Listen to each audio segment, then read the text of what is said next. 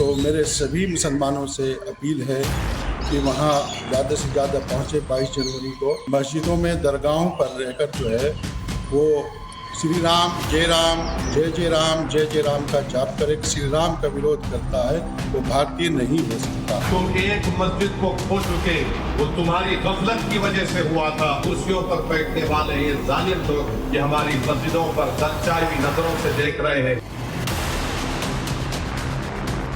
मतलब शुद्ध रूप से इस्लाम को गाली अगर कोई दे रहा है ओवैसी जैसे बौद्धिक आतंकवादी दे रहा है।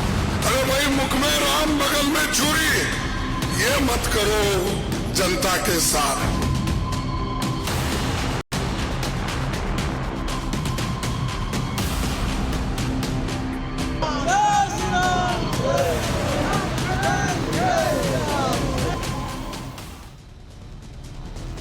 नमस्कार, टाइम्स साउंड और भारत पर देश के सबसे पसंदीदा डिबेट शो राष्ट्रवाद में आपका स्वागत है। आपके साथ मैं हूं राकेश पांडे। प्रभु राम की नगरी अयोध्या की धरती पर हमारी लगातार मौजूदगी प्राण प्रतिष्ठा कार्यक्रम के मद्देनजर और आज मैं मौजूद हूं एक बेहद खास जगह पर, मंदिर निर्माण कार्यशाला।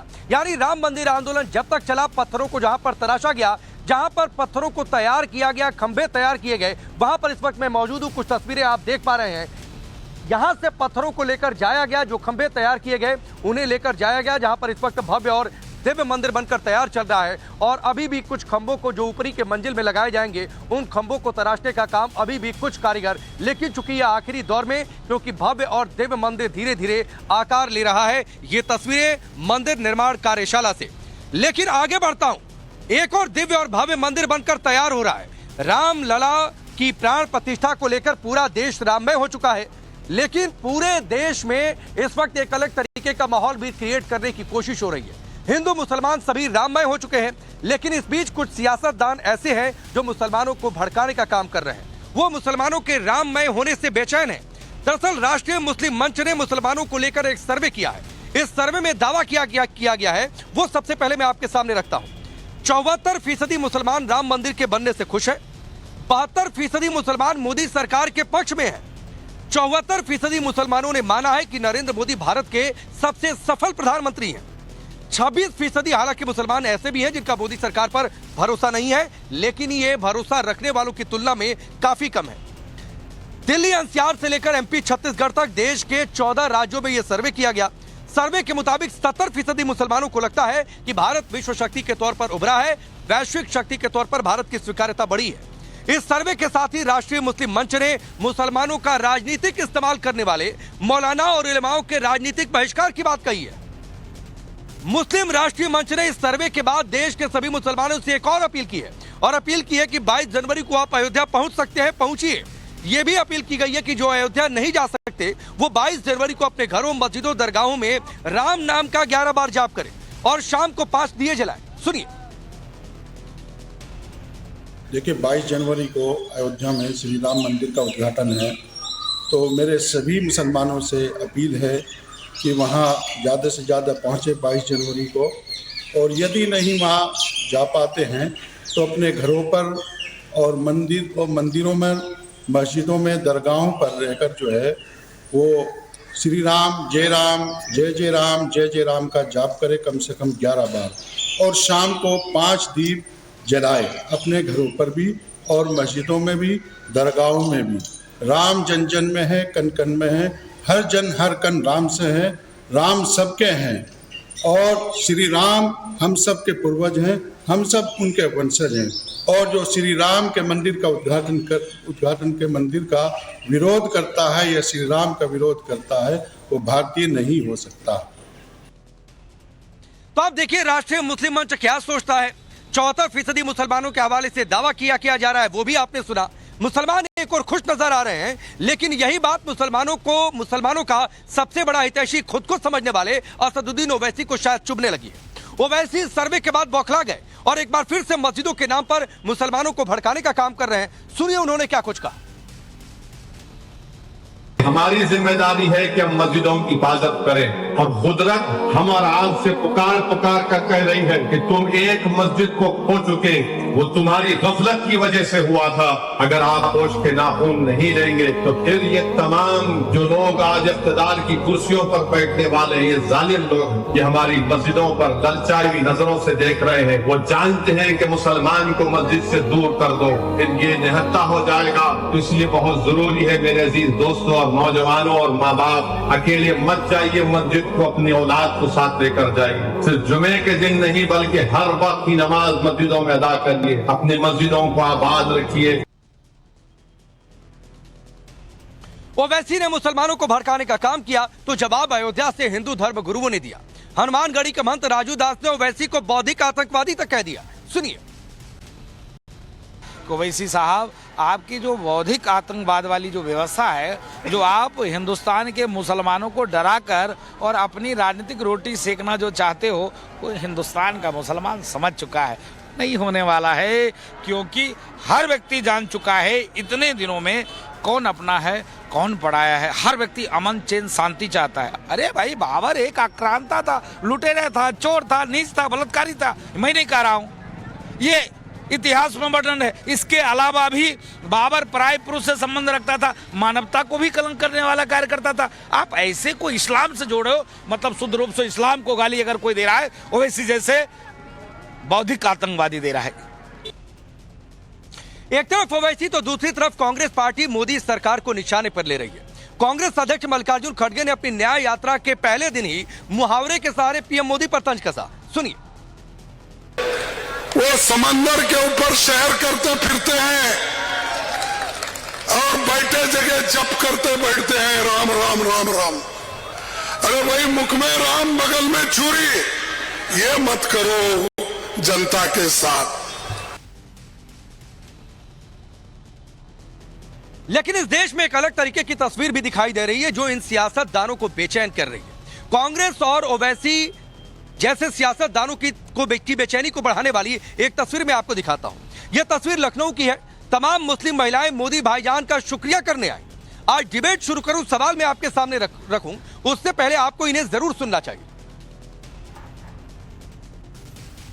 तमाम शहरों से बड़ी संख्या में मुस्लिम बहनें जो है वो आई हैं और कह रही हैं कि मोदी को शुक्रिया भाईजान। ये जो आप लोग मोदी को शुक्रिया भाईजान कह रही हैं, क्या मकसद है इसका? Thank you very much. इसका मकसद है जो मोदी जी की योजनाएं हैं उनका शुक्रिया अदा हम लोग तहे दिल से करना चाहते हैं, क्योंकि आम जीवन में, आम जिंदगी में जो लोगों की ज़रूरतें हैं वो इस सरकार में, भारतीय जनता पार्टी की सरकार में, मोदी जी के ही ध्यान में हो करके हमारी पूरी हो रही है। मोदी जी के नाम से मुस्लिमों को डराया जाता था, खासतौर पर महिलाओं को। आप लोग मोदी को सपोर्ट करने आई हैं, उनको शुक्रिया भाईजान कह रही हैं। जी, इससे पहले भी जितनी सरकारें केंद्र में थी वो हमारी मुस्लिम महिलाओं या मुस्लिम समाज के लिए कोई हित का कार्य नहीं करती थी। मोदी जी ने हमारे लिए 3 तलाक का प्रावधान किया जो हमारे मुस्लिम समाज की औरतों के लिए काफ़ी हितकर है। हमारे लिए बेटी पढ़ाने की जो योजनाएं हैं उसमें भी उन्होंने इजाफा किया है और मदरसों के लिए उन्होंने बहुत सारा फंड किया है जिसके द्वारा बहुत सारे आलिम भी निकलते हैं। मोदी जी को मुसलमानों से कोई समस्या नहीं है, वो चाहते हैं कि मुस्लिम समाज मोदी जी के साथ रहे। अच्छे काम किए मोदी जी ने, इसीलिए शुक्रिया करने आए। तो उनकी योजनाओं का लाभ मिलता है, फायदा मिला आप लोगों को? बहुत फायदा मिला। आप लोग बिल्कुल गलत, डर बिल्कुल खत्म हो चुका है, कोई डर नहीं है हम लोगों को। आज हमारी महिलाएं शाने से शाना मिला के आगे बढ़ना चाहती हैं और जो मोदी भाईजान का शुक्रिया अदा करने इसीलिए आए हैं जो उन्होंने हम लोगों के लिए, अल्पसंख्यक के लिए कर रहे हैं। आपने सुना इन मुस्लिम महिलाओं को किस तरीके से इस देश में कब्जे की सियासत चल रही कि भाई ये तो हमारा मुस्लिम वोट बैंक है, सारी ठेकेदारी तो हमारे पास है। लेकिन इधर महिलाएं प्रधानमंत्री मोदी को मोदी भाईजान कहकर पुकार रही हैं। चलिए वो सवाल आपके सामने रखता हूं जिनके इर्द गिर्द आज की चर्चा आगे बढ़ेगी। सवाल पहला ये कि 74% मुसलमान राम मंदिर से खुश हैं, ओवैसी आग बबूला क्यों है? सवाल यह भी कि मोदी के साथ देश का मुसलमान क्या तभी भड़क गए भाईजान? सवाल यह भी कि राम मंदिर पर मन में राम बगल में छुरी आखिरकार कौन कर रहा है? चलिए आपका परिचय आज के मेहमानों से करवाता हूं। सिद्धार्थ यादव भारतीय जनता पार्टी के नेता और प्रवक्ता, मुफ्ती वजाहत कासमी जी इस्लामिक स्कॉलर के तौर पर, वरुण पुरोहित जी कांग्रेस पार्टी के नेता, आदिल हसन एमआईएम पार्टी के नेता और प्रवक्ता, हाजी मेहरदीन रंगड़े जी इस्लामिक स्कॉलर के तौर पर। लेकिन आदिल, मैं आपसे शुरू कर रहा हूं। 74% मुसलमान खुश है, मुस्लिम महिलाएं कह रही हैं कि नरेंद्र मोदी तो उनके लिए भाईजान है, लेकिन आप उनको भड़काने की कोई गुंजाइश नहीं छोड़ना चाहते हैं। बावजूद इसके कि मेजॉरिटी मुस्लिम्स क्या चाहते हैं? आप अभी भी मस्जिद का नाम लेकर उनकी भावनाएं भड़काना चाहते हैं। आपको कैसे लग रहा है कि मस्जिद के नाम से हम भड़काना चाह रहे हैं? हम अपनी मस्जिदों को आबाद करने की बात कर रहे हैं। हम नौजवानों को बोल रहे हैं कि आओ धार्मिक बनो, अपना नमाज पढ़ो। हम उनके माता पिता को बोल रहे हैं कि अगर पिता जा रहे हैं मस्जिद तो अपने बच्चों को भी ले जाएं, सिर्फ शुक्रवार के दिन नहीं ले जाएं। वो धार्मिक वो जो सिर्फ शुक्रवार को नहीं ले जाएं, आसे इस्लाम में 5 वक्त का नमाज फर्ज है, सब में ले जाएं। इसमें भड़कना कहाँ दिख रहा है? आप ही बतलाइए राकेश भाई, भड़कना कहाँ दिखता है?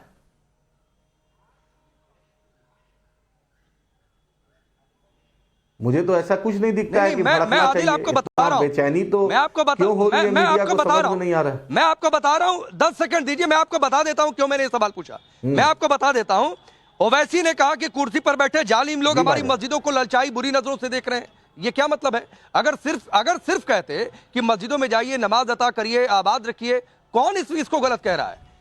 लेकिन ललचाई नजरों से देख रहे हैं। कुछ दिन पहले ओवैसी ने कहा था कि जहां पर 500 सालों तक सजदा करते थे वो जगह छीन ली गई, तकलीफ नहीं हो रही है क्या? तो ये सवाल पूछते तो भड़काते नहीं है क्या? ये मोहन भागवत जी ने खुद कहा है कि हर जगह आप हर मस्जिदों में या धार्मिक स्थल पे आप शिवलिंग मत खोजिए। तो मोहन भागवत जी ने कहा है कि धार्मिक जो उन्वाद मत फैलाइए, मिल के रहिए। आप जो कौन खोज रहा हुई है सरकार का अदालत पे मस्जिद में शिवलिंग कौन खोज रहा है? मंदिर कौन खोज रहा है? आदिल खोज रहा है, आपको भी पता है। आदिल कौन खोज रहा है? भाई मोहन भागवत जी से पूछिए, मोहन भागवत साहब से पूछिए कि सुप्रीम कोर्ट ने फैसला दिया राम मंदिर बन रहा है, नहीं उस पर सवाल उठाना चाहिए। मोहन भागवत के बिना सुनिए तो मोहन भागवत जी से पूछिए हर मस्जिद में कौन शिवलिंग और मंदिर खोज रहा है? कोई नहीं खोजने जा रहा है। आदिल कोई नहीं खोजने जा रहा। मैं कह तो रहा हूं कि नहीं खोज रहे हैं। मोहन भागवत का वीडियो है। लेकिन ये आप अपनी पार्टी के जो सर्वे उनसे पूछिए जो बार बार ये कहने आते हैं। ओवैसी के भी 10 वीडियो हैं जो बार बार ये कहते हैं कि ये गलत फैसला दे दिया गया। भाई आज तक फैसले पर सवाल उठाते हैं। सुनिए राकेश भाई, हमने जस्टिस वर्मा को कोट किया, supreme court is supreme but it is not infallible. Justice Verma बहुत ही माने गिराने सुप्रीम कोर्ट के जज रहे हैं और उनकी इज्जत रही है। हम उन्हीं के किताब उन्हीं की बात कहे हैं, हम कोई अलग से नहीं कहे। हम सुप्रीम कोर्ट के जजमेंट को मानते हैं और जस्टिस वर्मा के कोर्ट को भी मानते हैं और भारत के संविधान को मानते हैं। सरदार पटेल ने आरएसएस को बैन किया था, हमें नहीं बैन किया था। समझे? जो तिरंगा नहीं मान रहे थे उस आरएसएस को बैन किया था सरदार पटेल ने। मैं सवाल आपसे पूछ रहा था। नहीं मुझे पता चला आप डिरेल फिर करेंगे। नहीं ठीक है सिद्धार्थ यादव, मैंने इनसे पूछा था कि भाई भड़काने वाली बातचीत क्यों? हमने कहा कि भाई जब आईना दिखाया तो कह रहे हैं सरदार पटेल तक चले गए, आरएसएस कब बैन हुआ वहां तक चले गए। नहीं, अभी आदिल हसन जी जो है मोहन भागवत जी की पंक्तियों को याद कर रहे हैं, कहा उन्होंने ऐसा कहा, तो उनको थोड़ा सा फिर जो भी मोहन जी कहते हैं मान लेना चाहिए। और मोहन भागवत जी ने तो बड़ा स्पष्ट कहा है कि ये बात हिंदू मुसलमान की नहीं है, सांप्रदायिक नहीं है। ये बात भारत की इतिहास, भारत की कल्चरल एथोस, भारत की गुलामी की मानसिकता को मिटाने की बात है। आप एक गैर इस्लामिक आपकी कोई मस्जिद, उसको आप अपने देश के आज के वर्तमान मुसलमान से जोड़ करके क्या दिखाना चाहते हैं? ये कौन सी राजनीति है? अरे आज का मुसलमान प्रगति की ओर देख रहा है, वो आज का मुसलमान देख रहा है कि मैं भी इस प्रगति की धारा में जुड़ सकूं। पर आप जैसी जो पॉलिटिकल पार्टियां हैं जो मात्र ठेकेदारी करती आई हैं आज तक, उनको ये बात बर्दाश्त नहीं है। क्योंकि आपके लिए अगर मुसलमान पढ़ लिख लिया, आगे बढ़ गया, तो वो आपको क्यों वोट देगा? आज का मुसलमान तो खुश है, राम मंदिर बन रहा है, इस देश में एक राम इस देश के आराध्य हैं, इस देश की आत्मा है, इस देश के अस्तित्व की निशानी है। और इसीलिए अगर उनका इतना बड़ा मंदिर, भव्य मंदिर बन रहा है तो निश्चित रूप से हर कोई खुश होगा। पर आप नहीं होंगे और इसीलिए आपके नेता ऐसी ऐसी भाषण देते हैं। 1 तारीख को क्या बोलना शुरू किया था? हम हमेशा सबको बताएंगे। ये इनके नेता बोल रहे थे राकेश जी, ये ओवैसी, वो क्या कह रहे थे? हम सबको बताएंगे, 500 साल तक बताएंगे कि यहां पर हमारी मस्जिद थी, हमने यहां पर नमाज पढ़ी। अरे किसको बताएंगे आप? थोड़ा ये भी बता देते कितने मंदिर तोड़े गए थे। आपके बाबर चचा लगते थे क्या? या फिर औरंगजेब आपका कुछ लगता था? अरे आप ऐसे आक्रांताओं ने जिन्होंने भारत की अस्मिता पर आक्रमण किया, गुलाम रख के भारत की अस्मिता को तोड़ने का काम किया, उनसे खुद को क्यों आप अपने आप को रिलेट करते हैं? और इसलिए भारत के मुसलमान के आपको भारत के मुसलमान के लिए प्रतिनिधित्व नहीं करना चाहिए, आपको अपना काम करना चाहिए। अरे आदिल जी, मैं बदतमीजी पे नहीं उतरता हूं, आपकी तरह संस्कार भी मेरे नहीं है, आपके बीच में भी नहीं बोल रहा था। आप चुप रहेंगे तो बेहतर रहेगा।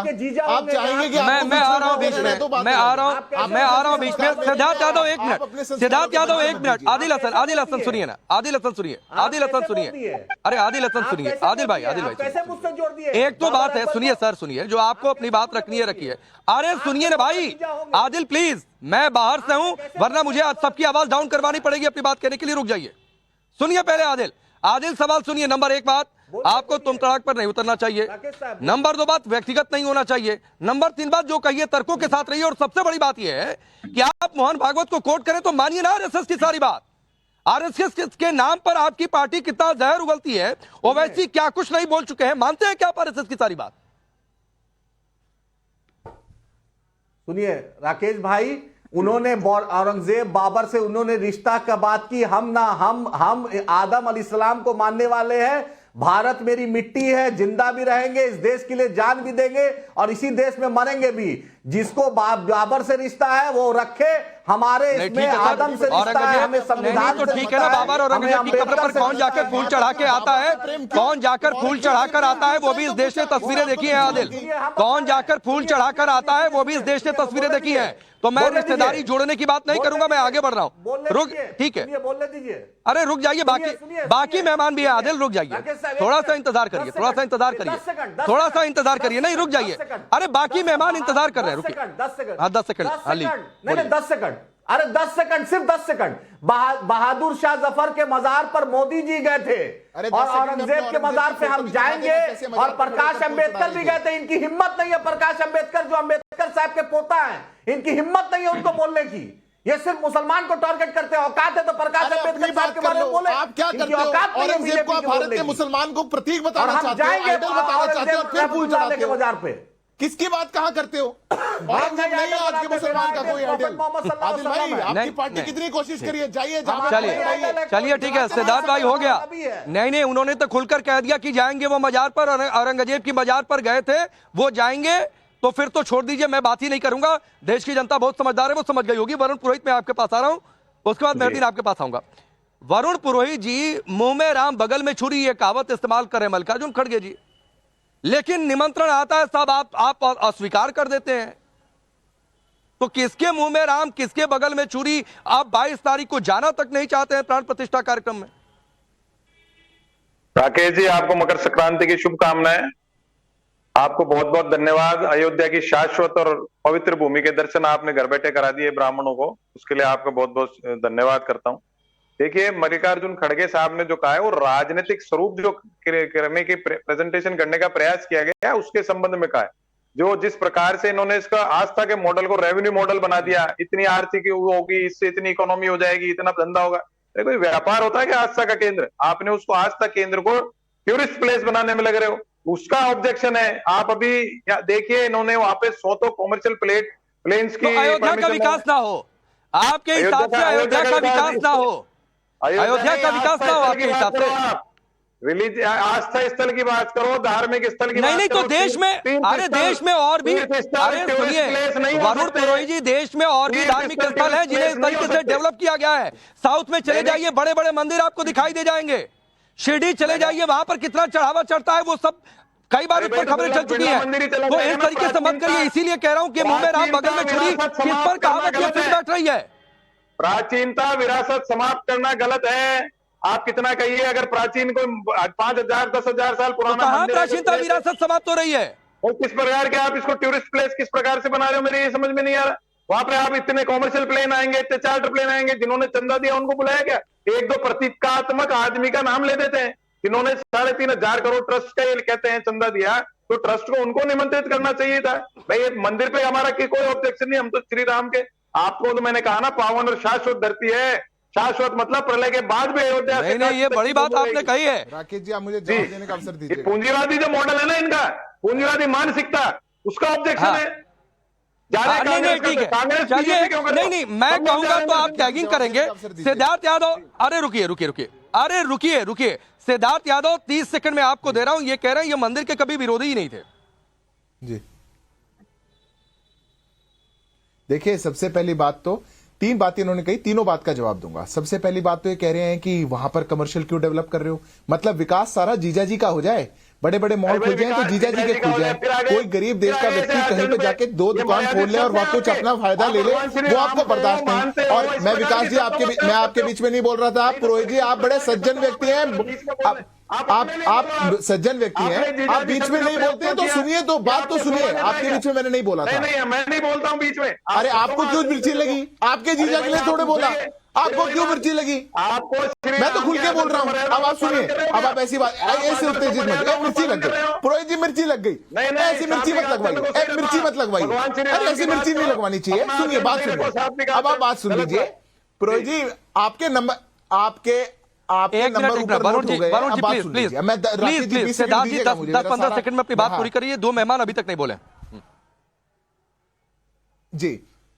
हाँ जी, दूसरी बात तो इसलिए एक देश में एक टेम्पल इकोनॉमी नाम की भी चीज होती है। मैं पुरोहित जी से आग्रह करूंगा, बड़े बड़े रिसर्चर्स काम करते हैं, भारत की जो एक कल्चरल हेरिटेज है इसके इर्द गिर्द भी एक बहुत बड़ी इकोनॉमी चलती है और वो लोगों को भी अवसर मिलना चाहिए। और ऐसे सेंटर्स, ऐसे आस्था के केंद्र अगर उस इकोनॉमी को बूस्ट देते हैं, इसमें कोई गलत बात नहीं है। पर इन्होंने एक बात कही, बगल में राम, मुंह में राम, बगल में छुरी। अरे किसके? जब चुनावों में आप जाते हैं और जनेऊ दिखाते हैं और मंदिरों में जाते हैं, तब ये लोग देश में आपके लिए बोलते हैं कि मुख में राम और बगल में छुरी, क्योंकि ये छुरी तो आपकी दिख गई। 22 तारीख को आप जाना नहीं चाहते। 500 सालों की यात्रा पूरी होने जा रही है और ऐसा ठीक है। सिद्धार्थ जी अपने बात कही, मेहरदीन मैं आपके पास आ रहा हूं। 74% मुसलमान खुश हैं, तो कम से कम जो लोग ठेकेदार बनते हैं, क्या आप मानते हैं कि उन्हें यह ठेकेदारी बंद कर देनी चाहिए? राम मंदिर के नाम पर, अयोध्या के नाम पर ना भड़काना चाहिए।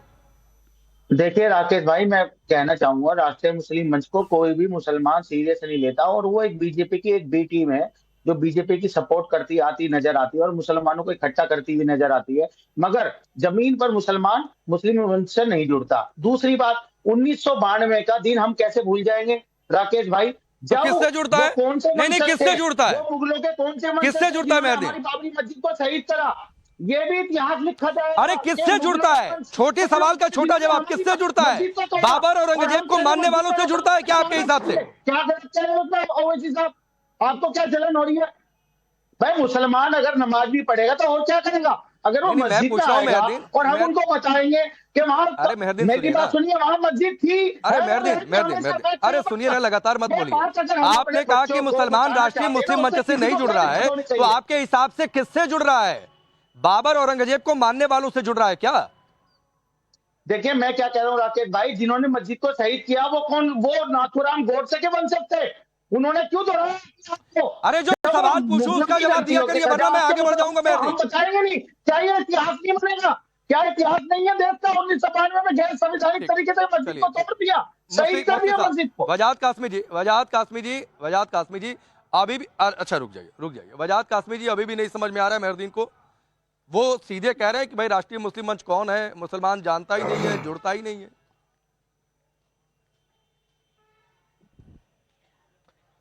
देखिए मैं आपके माध्यम से बता देना चाहता हूं, पूरा देश जानता है कि मुस्लिम राष्ट्रीय मंच जो है एक राष्ट्रीयवादी मुस्लिम संगठन है जो स्पेशली पिछड़े और मुस्लिम महिलाओं के लिए काम करता है। मुस्लिम राष्ट्रीय मंच से लाखों करोड़ों लोग देश में जुड़े हुए हैं और फालतू की बातें ना करके हम सिर्फ उस पॉइंट पर बात करेंगे जिस पर हम यहां बैठे हैं। मैं मुस्लिम राष्ट्रीय मंच ने बहुत एहतियाती गुफ्तगू की है कि 74% लोग जो है यानी मुसलमान राम मंदिर के लिए, मैं उससे ज्यादा थोड़ा सा और बात करूंगा आपको।